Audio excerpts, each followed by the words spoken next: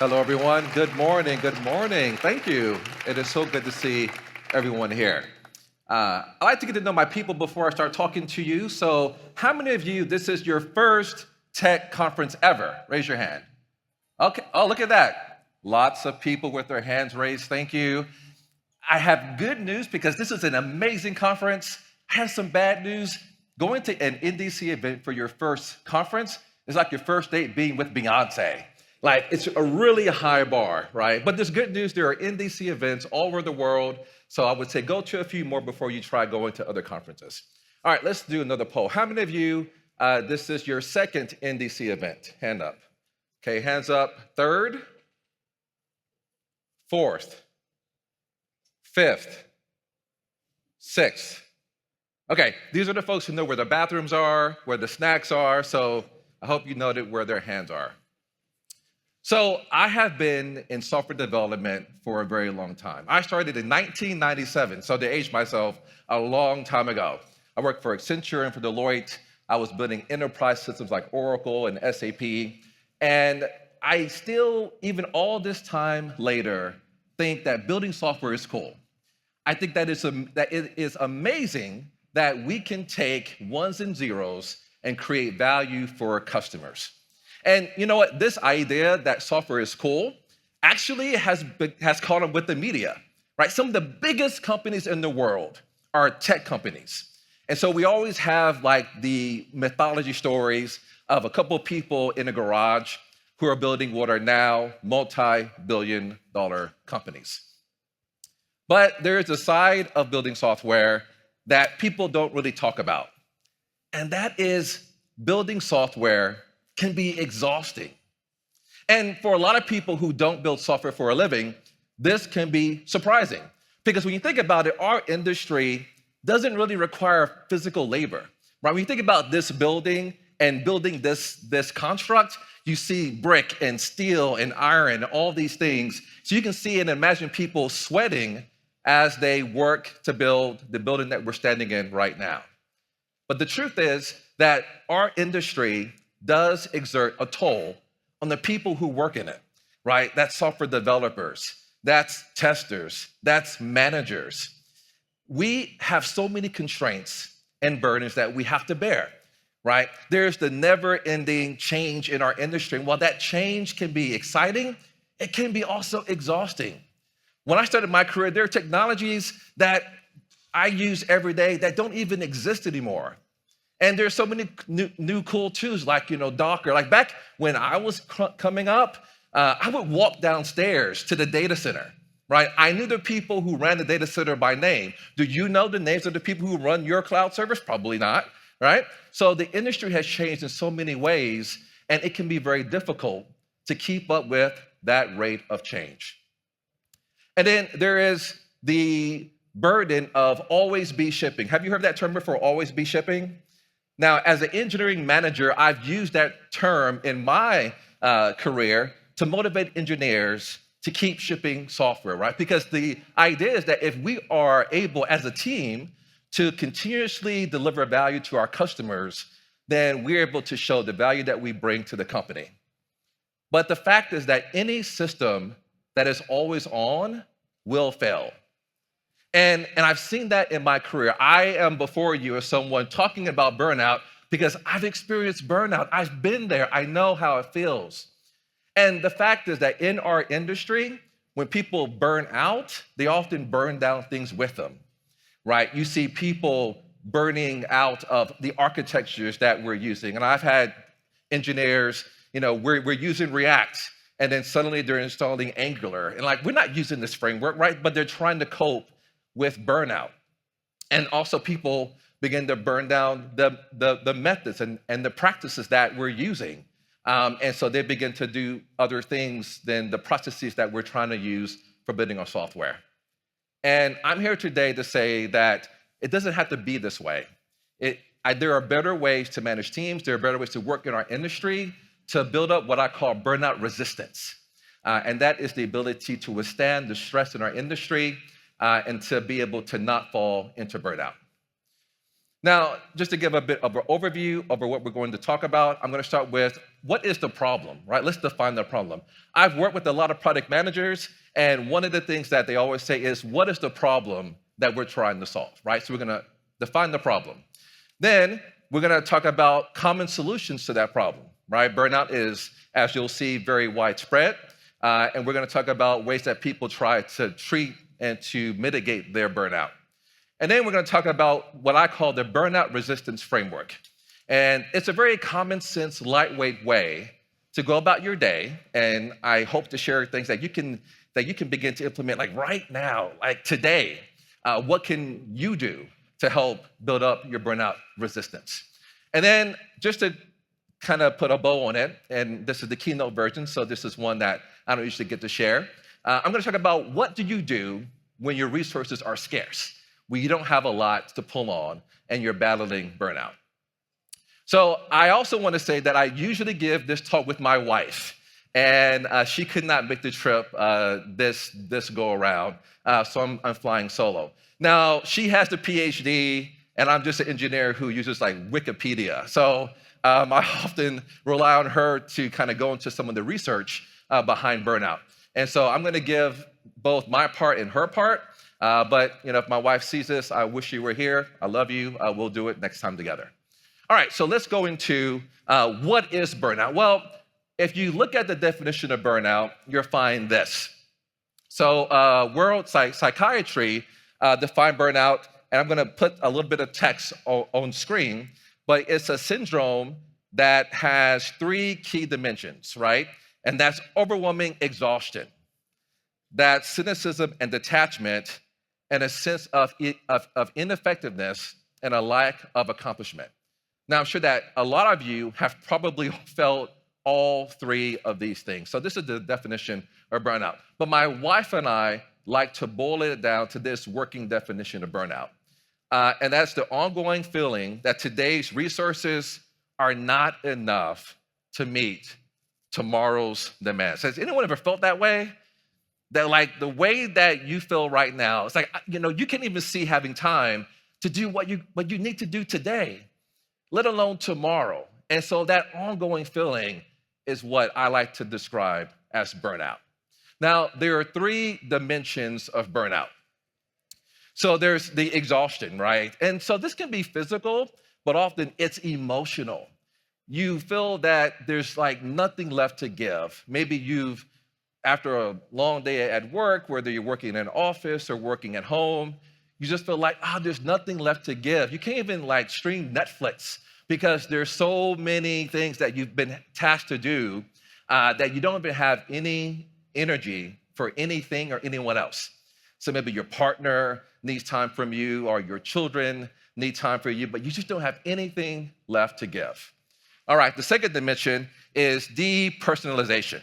And that is when humans stop being people and become objects. And the way that I like to describe this is, you ever go to, let's say, a hospital because a friend maybe was in an accident, and then you ask where your friend is when you get there, and then the person says, oh, the broken arm, they're in room 3, right?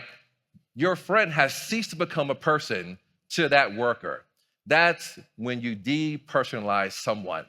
And we all work with people, and it's easy to forget that they're humans, that they're people that are engaged in the work that you're doing. And we can forget that these are people that we're working with. And it's easy between engineering and product or design, our managers and ICs to feel that people are on the other side. But when you're burned out, it gets even worse, right? You begin to forget that we're just all people doing our best, trying to make our jobs work. And then the third element is you don't feel accomplishment, right? The things that used to satisfy you early in your career, or maybe even last week, you don't feel any satisfaction in that anymore, right? So these are the 3 dimensions of burnout. So when we think about burnout, and you may think about, well, how widespread is burnout? Well, it's pretty widespread, right? Gallup did a survey, and this was pre-pandemic, by the way, and they said that of a survey of 7,500 employees, that 23% reported feeling burned out at work, right? Almost a quarter.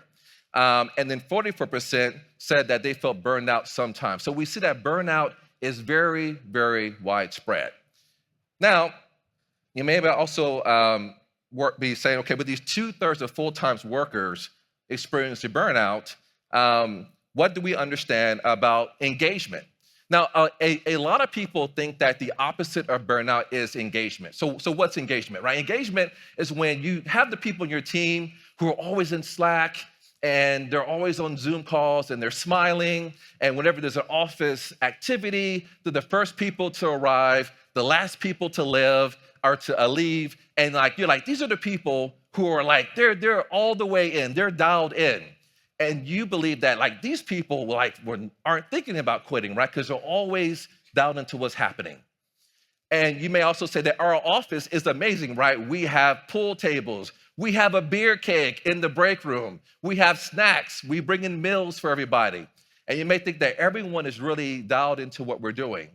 But Cambridge did a survey, and they found that for the engaged people, the people who were the most engaged were the ones who were thinking about leaving their jobs, right? So the people who are the most active, the people who are the most visible, the people who you think will be the last people to leave are often updating their resumes and looking for work. And the highly exhausted, engaged group are the people who, again, are the most prone to burning out. And I know in my career, whenever I've been at the end of my rope, I began to think, okay, well, let me just do one last push to try to make this work. And I know that I've probably signaled that I'm engaged when I'm actually burned out, right? And so it's important to not confuse to not confuse engagement with burnout. All right, now there are several costs to burnout. And there are individual costs that we all have to pay. And so Mayo Clinic classified a few of the symptoms of burnout. So you may be wondering, okay, am I burned out? Well, maybe you have these symptoms.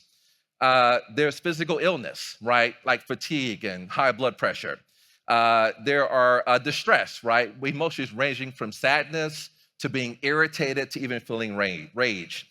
And there's also maybe increased sick days, right? So you may have seen people at your company begin to take more time off, saying that they're not feeling well. And then maybe it's one sick day a quarter, then it's one sick day a month, then one sick day a week, right? Those are signs that that person may actually be burned out. So those are the individual costs of burnout. But there are also corporate costs as well. Harvard Business School did a survey, and they found that if you added up the cost of burnout, it ranges from $125 to $190 billion. Can you imagine, right, how much lost productivity that is? And not only that, but the highest factor in these costs were demands at work, and that resulted in $48 billion in spending. So when we look at burnout, we see that there's enormous individual costs, but there's also enormous corporate costs as well. Now, given that burnout is so widespread, it's not surprising that people often try to find ways to combat burnout. And there are two major categories that people try to cope with burnout. There are corporate methods and individual methods. And I'm going to go through a few of those methods and really explain why they may not be very effective. All right, so first, a lot of corporations try to create these swanky office spaces, right? So I work at GitHub. I've been to a few of the offices, and they are nice, right? They're really well laid out. Some companies even bring in people to do yoga in the yard, and they'll have all these benefits that are meant to help people feel better about coming to work. And often these companies, they spend a ton of money to make developers feel like royalty. But sometimes royalty winds up at the red wedding. And then no matter what you do, no matter how nice the coffee machine or the espresso machine is in the office, people who get to that state, none of that matters. And so the reason that corporations, even though they are well-meaning, aren't really great at fighting burnout is because when times get hard, when a recession hits, those are often the first things that get cut from the budget, right? That sabbatical that you've been banking on for several years may go away. And so often corporations are not effective at helping the people who work there combat burnout. So I don't really think that corporations are the place to go for an answer. But then there are individual ways to try to combat burnout. There's escapism, right? So this picture is someone who's running along the beach, trying to get away from it all. I don't know about you, but one of my favorite ways to exercise self-care is going on a vacation, going on a trip, especially with the world being opened up again. And I think that the problem with that is that it becomes almost a performance, right? How many of you have gone on a trip and you're always taking pictures, right? Doing it for the gram or doing it for the TikTok and trying to document what you're doing. Like, we're working hard to show how much we're not working. And that can also exert a toll on people who are dealing with burnout. We even have people falling off the Grand Canyon and falling off high cliffs, right? Trying to get that perfect picture. And we also often go to excess. We begin to abuse food and alcohol, maybe even drugs, to try to deal with our burnout. And so we find that corporate efforts often fall short, and even our own individual efforts don't solve the problem. And so my wife and I looked at a ton of research, and we tried to come up with the framework for building burnout resistance. And we wanted something that was really common sense. We wanted something that people could get. We didn't want it to be something that you needed to have a PhD to figure out, even though my wife has one of those. But we wanted it to be something that people could understand, and we wanted it to be something that you did not need a lot of privilege to bring into bear. And so this framework has 3 parts, and I'm going to go through each part of the framework in this talk, and I'm going to give you an example of how it works. And then I'm going to also, for each part, do what I call the one thing you simply must do to hopefully drive home each part. All right? So let's dive in. Now, this is called Managing the Burnout Burndown because I am an engineering manager and I've been a Scrum Master. And so a lot of you have heard of a Burndown chart. Have you heard about that? A Burndown chart? Yeah. Yeah, I know some of you probably sick of them. I've gotten sick of them over the years, but I've always come back to them as a very useful way to understand work, right? Where the team is. So for those of you who don't know, those of you who may be early in your careers, a Burndown chart is really very simple. You have an x-axis, which is time, right? This is usually measured in days. Then you have a y-axis, which represents work. And that work can be several forms. A lot of you are familiar with story points and measuring work with that, but it could be, there are a couple of ways that you can measure work. And the idea is that you have this ideal line, right? This ideal line is simply if the work burned down a certain amount every day, then it would get down to 0, right? So that's the ideal line. And then you have, as you go throughout the period, and we usually use sprints, you track how is the work burning down? How much work is being done? And so this becomes the amount of work that is becoming less.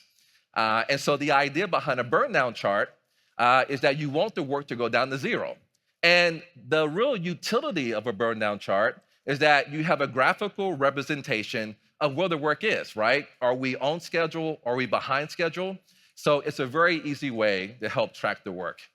And so as a Scrum Master and as an Eng manager, I've often spent many late nights looking at burn-down charts and trying to see, okay, where is the work and how is my team in relation to the work? But over time, as I began to work with burn-out teams, I realized that I needed to do more than just burn down work. There were certain things going on in the lives of the people that I was working with that I also needed to help them burn down. And so this talk talks about the ways that you can burn down the things that often lead to stress. All right, the first part of the framework is burning down barriers. Burning down barriers. Now, we work in teams because teams can accomplish more than we can as individuals. And it's really important that as we work together, and during the pandemic, it was really hard because most of us often were confined to home or we weren't able to move around. But I think that as the pandemic has eased, we've all gotten back to working together. And whether you work in an office or you work fully remote or some hybrid situation, the people that you work with, it's really easy to build up barriers, right? Because we all have deadlines, we all have pressure. And there's an old saying that says that if you want to go fast, go alone. But if you want to go far, go together. And I love that saying because it means that if we take the time to connect with each other, then we'll get so much more done. And I really encourage you to, as you think about the people that you're working with, there may be some stresses, right? I've worked with a lot of people in my career, and I'm going to tell you, I have not always gotten along with everyone that I've worked with. But I've had to figure out how to make it work because the task at hand demands that we work together. And so it's really important that we find ways to optimize the relationships between us and the people that we work with. And I think that there are lots of ways that companies can help people do this. The way that you arrange working places and how you structure teams is one way. Having effective culture is also a great way to do that, making sure that you have cultural constructs that support people working together. At GitHub, one of the things that we do is we have in-person mini summits.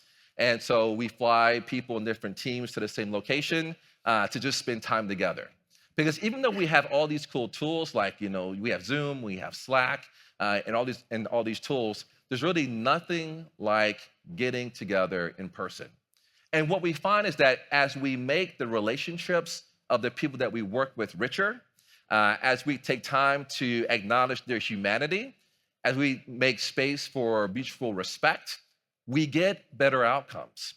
We get better working relationships as we get to know each other better. And so I really encourage you to think about right now some of the people that at work that you're not getting along with, right? Maybe there's disagreements about a technology choice, or maybe people feel that the engineering team is getting ahead of product and design, right? I've been there.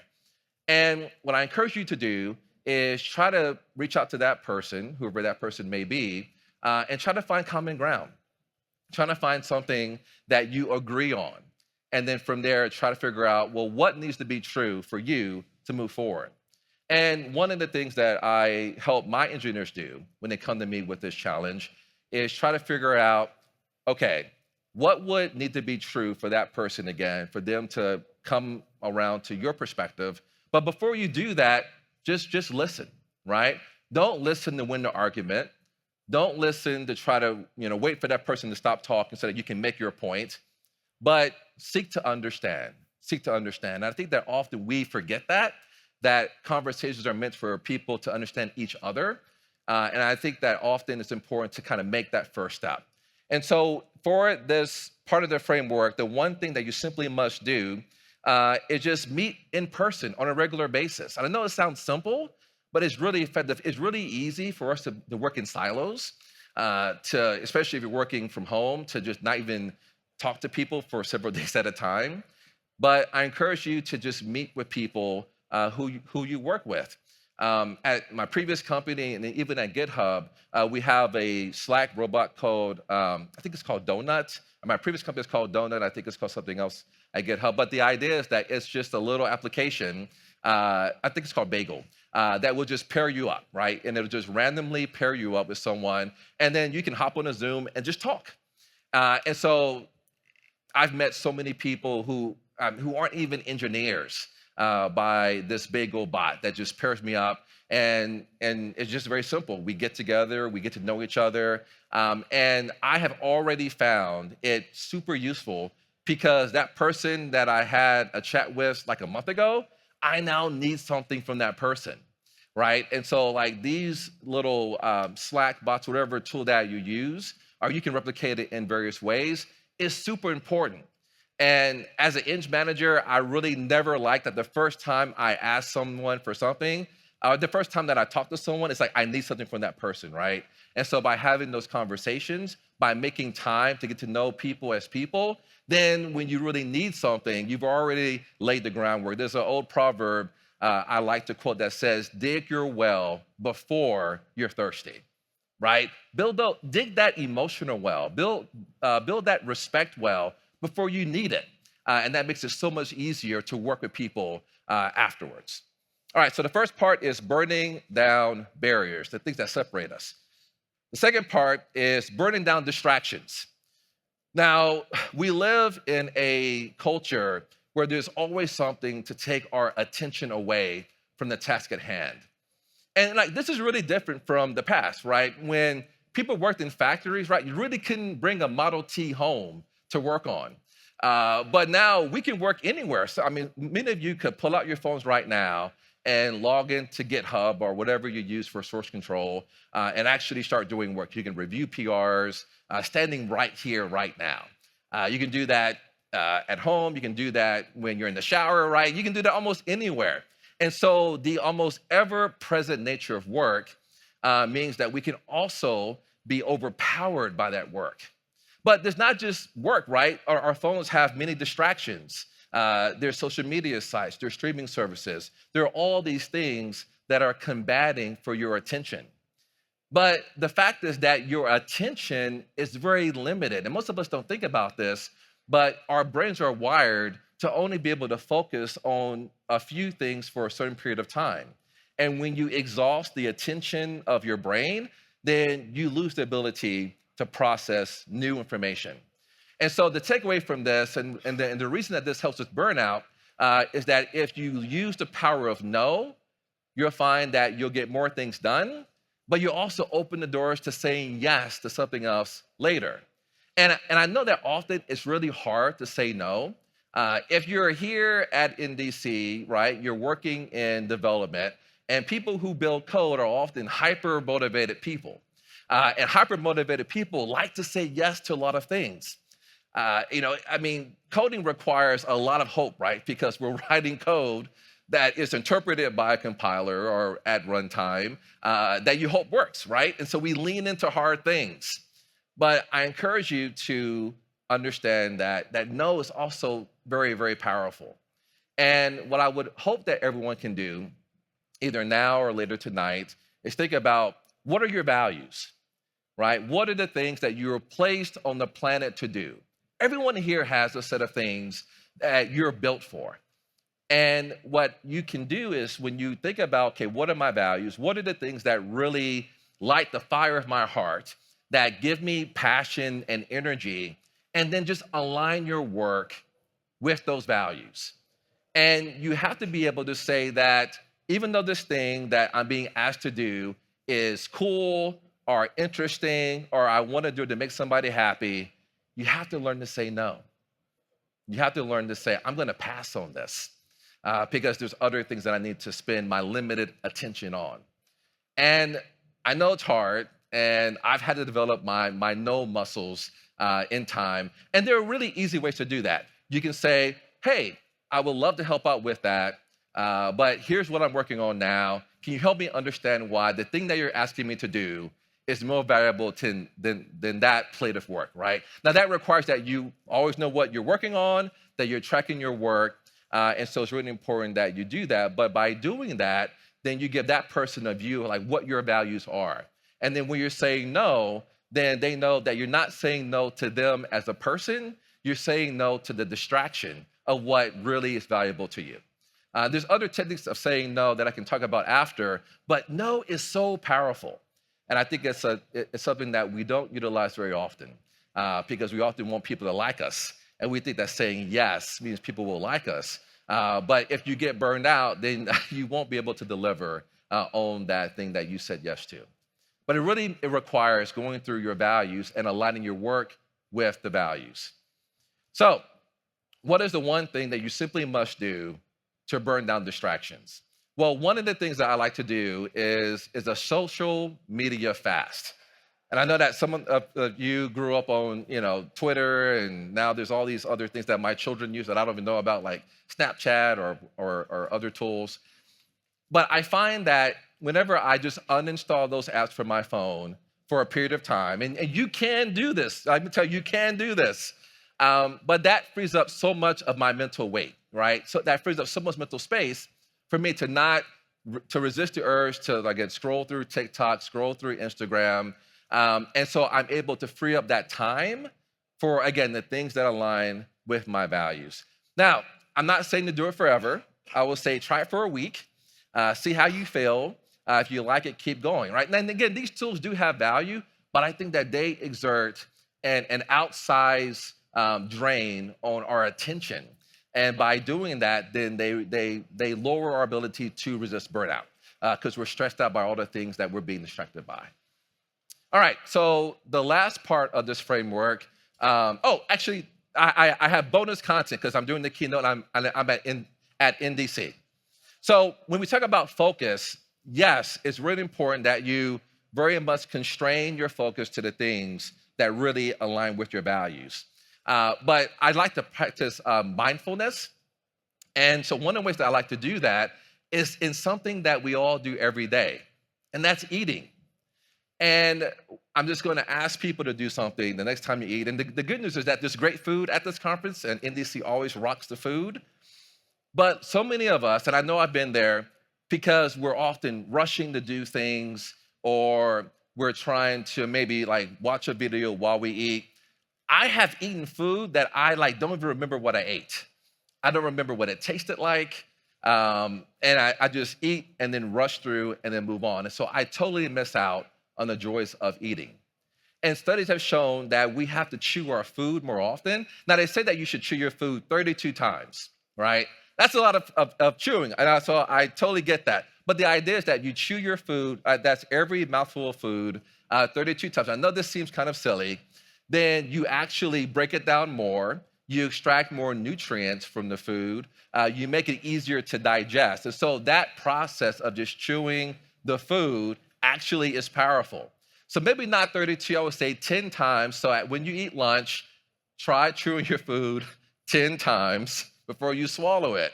And what you'll find is that, one, you're actually tasting the food that has been beautifully prepared by the vendors here for the people who are catering, and you'll feel better. And then you'll actually be able to think about the food that you're eating. And that's just one way to focus on the task at hand, right? So many things in this world we do, and our minds are elsewhere. We're totally not even connected to what's going on right now.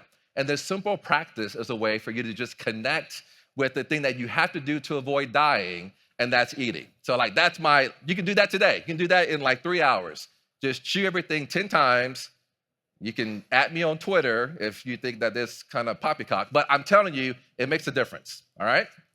All right, so the last part of this framework is burning down illness. Now, we all walk around in these meat sacks, right, that we're constrained to, and so we have to travel around in bodies. And the challenge is that often we don't treat our bodies very well. We may not get enough water. We may not get enough sleep. And when you do that to yourself, then you limit your ability to resist stress, right? Because when you're well rested, when you're properly hydrated, when you do things to exercise your body, then you actually become more resistant to stress because your body has the reserves that it needs to deal with stress. And so the key to this is to find time to take care of your body.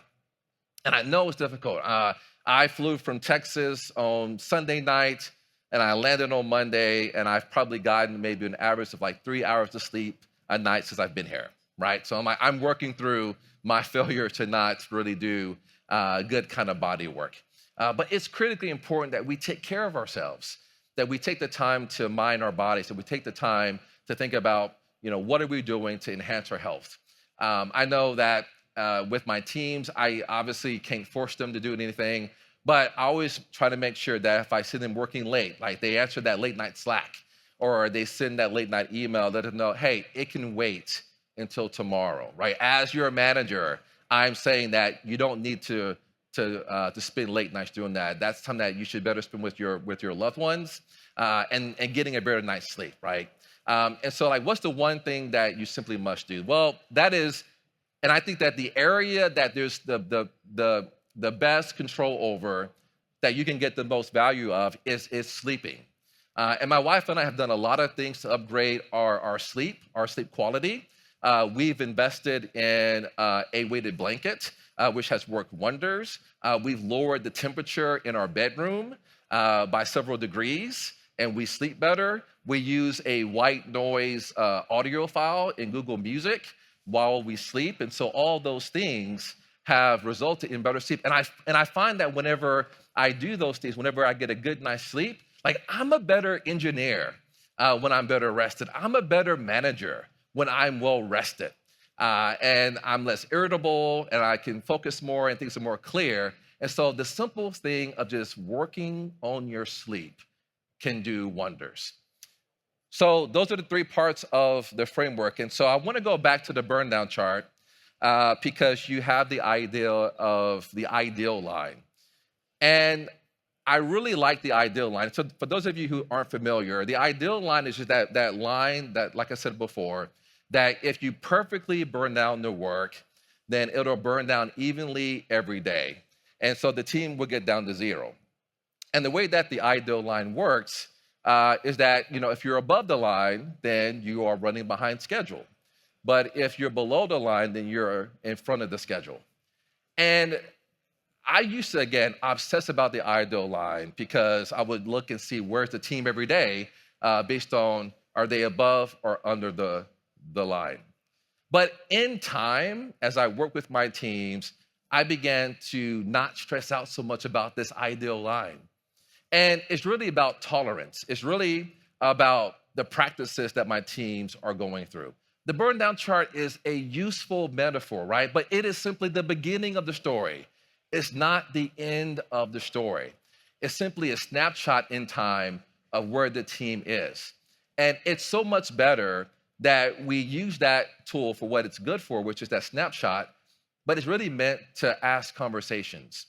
And those conversations should be around how are we doing with our practices? How are we doing with our daily stand-up? How are we doing with our engineering practices? How are we doing with the way that we do PRs, our code reviews? How are we doing with the ways that we communicate, right? Those practices are so much more important than the burn down chart. And I say that because you can get burned out trying to avoid burnout. And I don't want people to obsess over the things that I shared with you. And so you're gonna never perfectly manage your life as an engineer, right? Every day is gonna have error. It may be error in the code that you're writing. It may be error in the communications between the engineering team and the product team and design. And it may be errors in how the leadership of the company is dictating how things go. And so that's just gonna happen.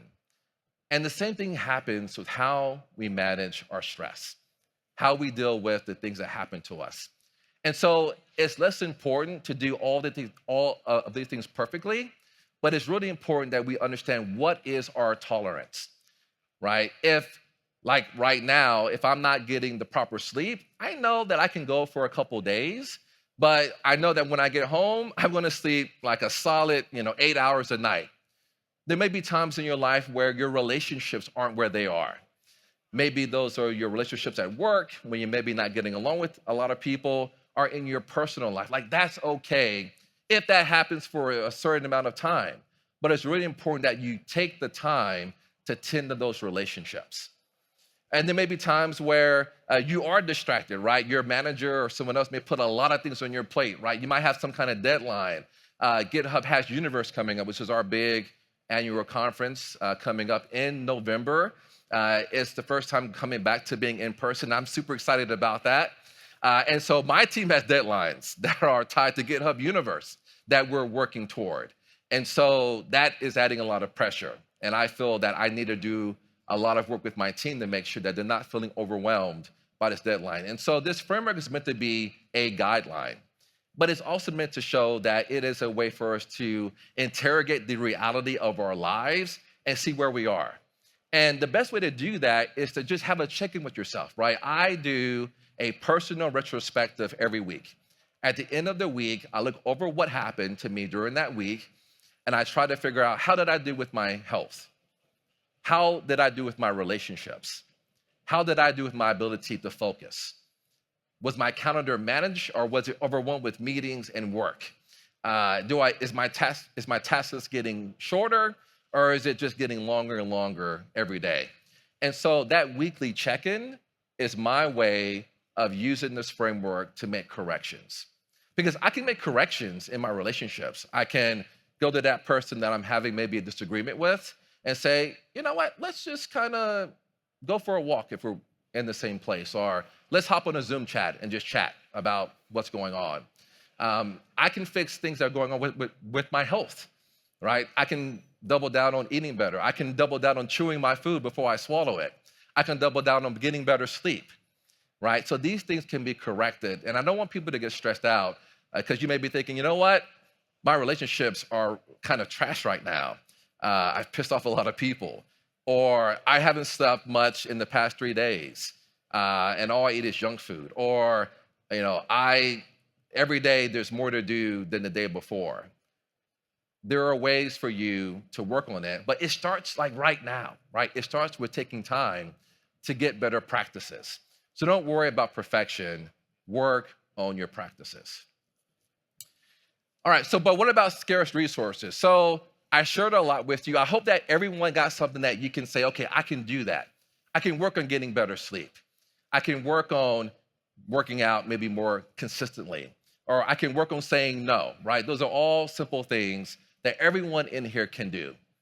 But hey, we all have scarce resources. Like we work in technology, which is an industry that typically pays very well. So you may feel like, well, my resources aren't scarce. But money's not the only resource, right? Time is a resource. Energy is a resource.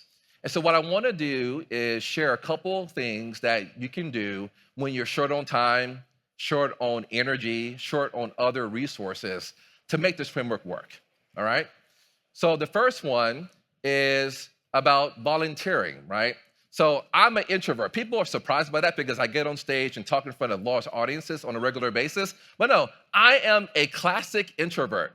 And so that means that I get drained by being around a lot of people. And I love people. I mean, come up and talk to me afterward. Come up and, if you at me on Twitter, I will more than likely respond, at least eventually.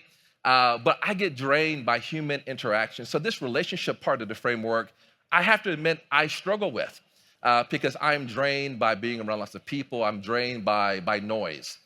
And what I found is that like the cheat code for this is volunteering. And Microsoft and GitHub we have a great benefit where the hours that we spend on volunteering can result in matching from the company, and your companies may have things like that. And I really think that some of you may have volunteered before the pandemic, but since you were maybe forced to quarantine, you fell out of doing that. I highly recommend that you pick that back up because it is a built-in way to build relationships because you're around people who are passionate about something that you're passionate about too, right? Because that's why you're volunteering. And I think that can be a powerful way to just get out of being introverted, get out of being away from people, and to meet other people and contribute to a worthy cause. The way that I do this is by mentoring, right? I'm part of a group that mentors people who are new to technology, who are entering the field. And so that gives me the opportunity to every day talk to people who are passionate about that too. And so I know a lot of you have volunteered, and again, you may be in the situation where, well, I used to volunteer, but the pandemic kind of shut that down. Why not re-engage, right? Why not show up at the next meeting? Why not email the organizer and say, hey, I know I haven't been there in a while, let me get back into that. And by doing that, by being around other people, you'll find that you'll have people who you can talk to, right? So many studies have shown that simply the process of talking about your problems make those problems easier. And what my friends and I do, what we try to do on a regular basis, is get together and say, like, what is the one thing that is pissing you off right now, right? And we have honest conversations about that. And often the benefit of that exercise, it isn't that they solve my problems. It's not that pissed off thing that is bothering me goes away, but it's talking with people who understand like what I do. They understand me. And simply by doing that, that thing that is pissing me off becomes less stressful because I've shared it with other people. I've said the thing out loud that I've been carrying inside myself often for weeks. And so that's powerful. And so volunteering is a way for you to find those people that you can talk to and that you can do something that you're passionate about, but get that kind of trusted circle to have honest conversations. All right, and so what about focus, right? So I talked about the power of focus and the power of saying no. You might be like, I'm really overburdened and my job requires me to be always doing 200 things all at once, and I understand that. But if you have scarcity in terms of time to say no, I do recommend journaling as a practice. And I have journals that I've kept electronically over the years. If you name a journaling tool, I've used it. I've used Evernote, I've used OneNote, I've used whatever note is out there to a journal. But I've actually found that physically writing down my journal is super powerful. And so for a while, I went back to paper journals.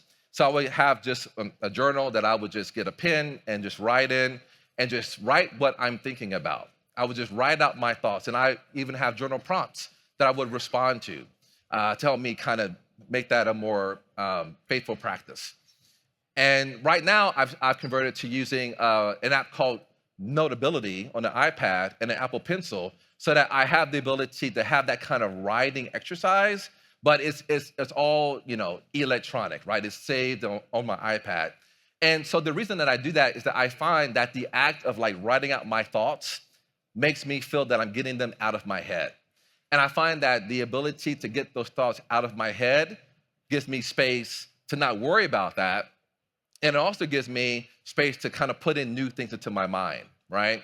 And one of the best aspects of journaling is that when you look back a week, a month, a quarter, or a few years, you'll find that, wow, those things that were really bothering me when I wrote that, that became nothing, right? That was such a non-issue. And as you do that, as you journal and you have time to reflect, then you'll be able to see that over time, most of the things that we're worried about happening actually never happen. And then what you'll be able to do is that you realize that I should probably stop worrying about things so much. And so, again, it's a very simple thing. Hopefully everyone has access to paper and pen, but that's something that you can start tonight, right? You can begin to journal, get those thoughts out of your head onto a more permanent form, and I think that you'll find that lets you focus on what's really important. All right, and so you may feel that, hey, this exercise thing sounds great, but I don't have time to go to the gym. Going to the gym is really expensive. I know that every time I start working out, so I've worked out on and off over my, almost 50 years on the planet. And what's the first thing that I do when I start working out? Right? I buy workout clothes, right? I'm not sure if you're you, but I get the leggings and I get the shirt and I get, I hit up Lululemon and I, deck myself out, and then those clothes are used for maybe 6 months, and then I stop and then I redo it, right? So I always get caught in this trap of buying workout gear. So I understand working out can be limiting. It can be hard to find time. It can be hard to go, find a gym that works for you, a gym that's close enough by to you. And so I understand that finding time to work out can be challenging. But I think that taking a walk is a really easy, low-cost way to exercise. If you live in a place that I assume is safe to walk around outside, and that some people don't. But my wife and I actually started a practice of every day after dinner, we just go for a walk. We'll just walk a few blocks. That gives us time to catch up with what happened during the day. We break a light sweat by doing that because we walk at a pretty good pace. And the simple practice of walking has been enormously successful in building up my burnout resistance, right? Because I get a chance to work out my body. It's something that I can do on a regular basis. I can connect with my partner in life. And so I just really encourage everyone to just take a walk. Take a walk. Maybe not every day, but on a regular basis, maybe 3 times a week, make time to take a walk. So those are ways that you can hopefully, with very limited investments of time and resources, manage burnout. And I think that it's critically important that we do this.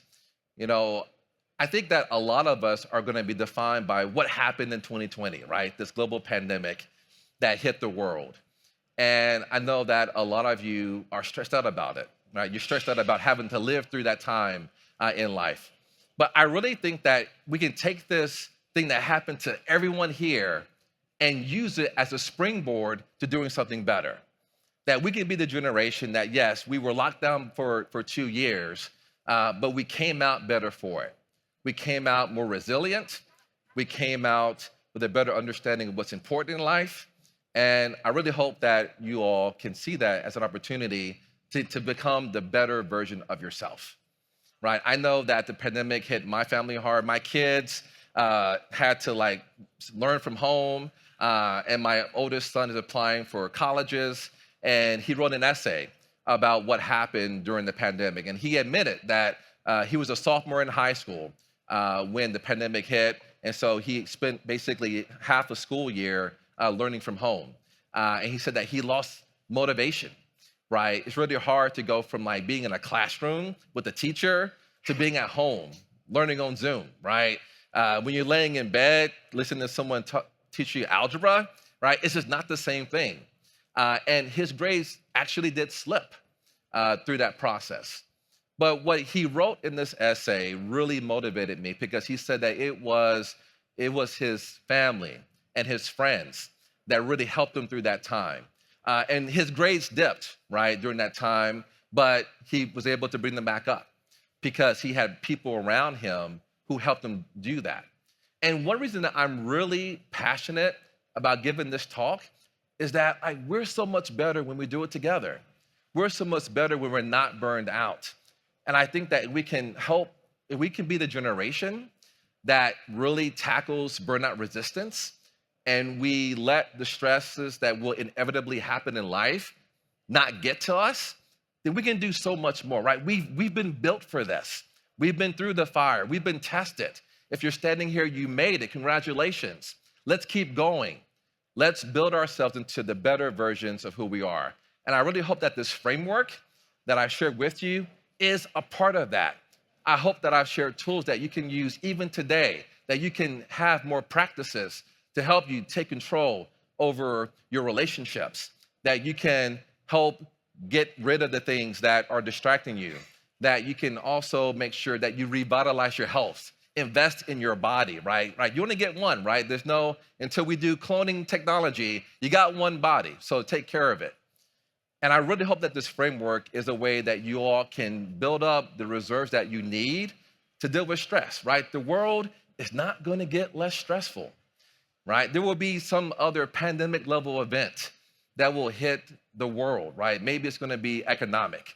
Hopefully it won't be some viral thing, but it's going to happen. But if there's one thing that we learned from the pandemic, that we can make it, right? We can go through life-changing experiences and come out better for it. And so I really hope that you all can invest in this framework. And I really believe that healthy teams build healthy code. And this framework can be a powerful way for you to invest in your own health, but also be a model for the people around you that you work with every day, right? So many of the habits that I have right now came from people I worked with 20 years ago, who I don't even know where they are right now. But being around them made an impact on me. And I really hope by sharing this framework that you begin to model better behaviors so that the people that you're working with now in 20 years, even though they may not know where you are, they are all the better for it because you help model burnout resistance for them. So I really hope that as you go throughout your careers, that you keep this framework in mind. I use this, it works, it's powerful. I'm a better human because of it. And I think that it can help you connect with your humanity as well. So I will be cheering for you as you do this. Please feel free to reach out to me. I'm very easy to find on the internet. I'm happy to talk to all of you. And I will be cheering for you, right, as you help to build the best version of who you can be. All right, thank you. Welcome to NDC. Enjoy the conference.